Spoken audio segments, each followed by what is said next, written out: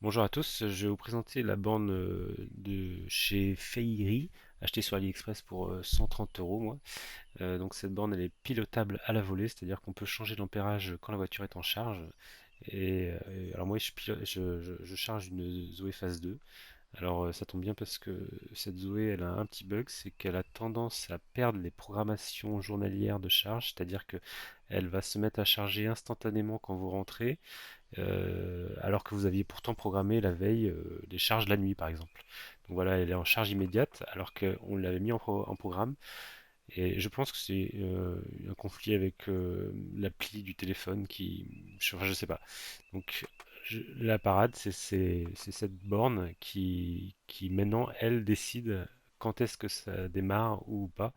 Donc dans l'appli Tuya, on peut pas gérer ça nativement. Elle a le mérite d'exister, cette appli, mais on peut juste changer grosso modo l'ampérage de charge.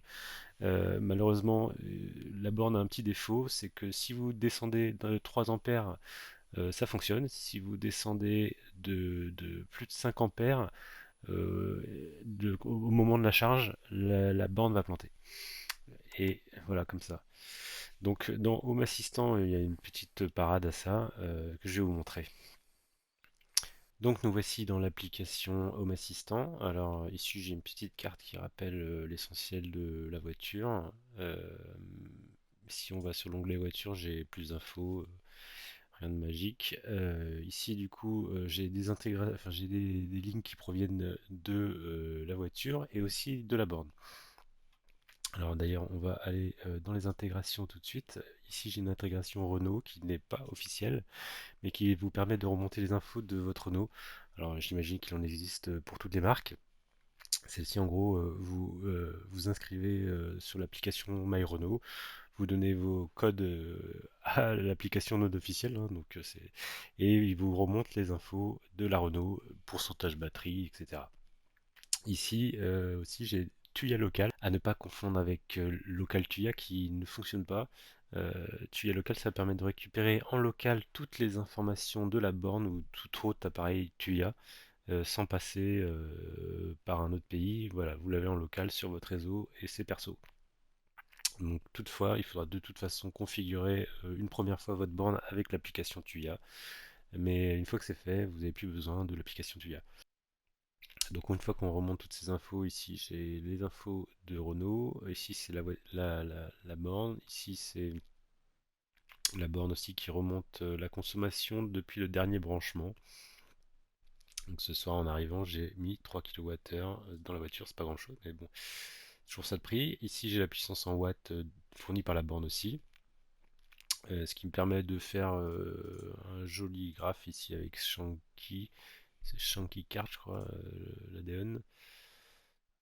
Sans cake chart cards qui permet de faire des machins. Donc quand la voiture est en train de charger, si on va la mettre en charge, tiens, hop, pas trop violemment, ça met une petite minute à démarrer.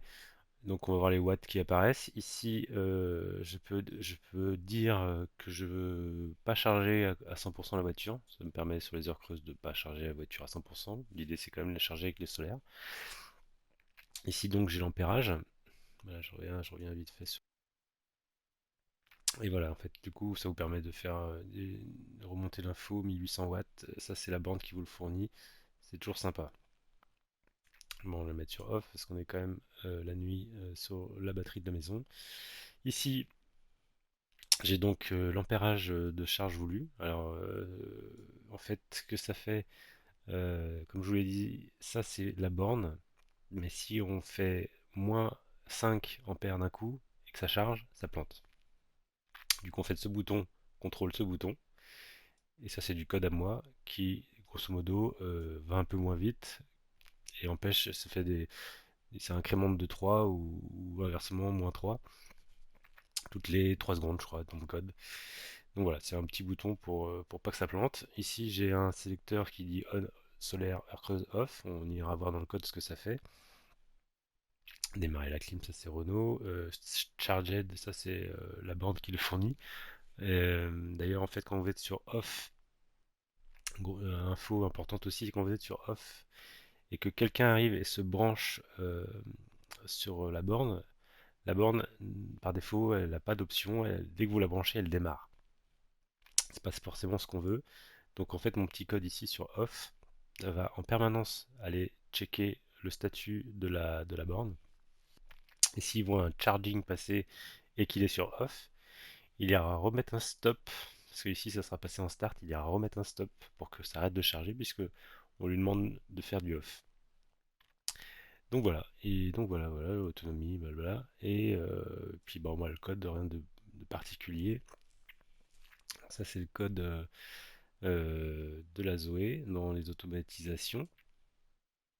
Donc j'ai le bouton on qui bypass tout pour démarrer.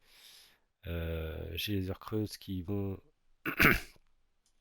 pardon, j'ai un petit rhume, qui vont checker le Linky s'il est en heure creuse ou pas. Alors vous pouvez changer ça par des horaires plutôt que voir le relais. Si vous n'avez pas de lecteur de Linky. Mode solaire qui n'est pas encore tout à fait opérationnel, donc je vous le montre pas. Et le mode off, comme je vous disais, le mode off va checker qu'on est bien, euh, qu'il n'y a pas un charging qui se met en route. S'il voit un charging passer, il lui force la gueule pour remettre un stop. Donc voilà, je mettrai le code sur GitHub.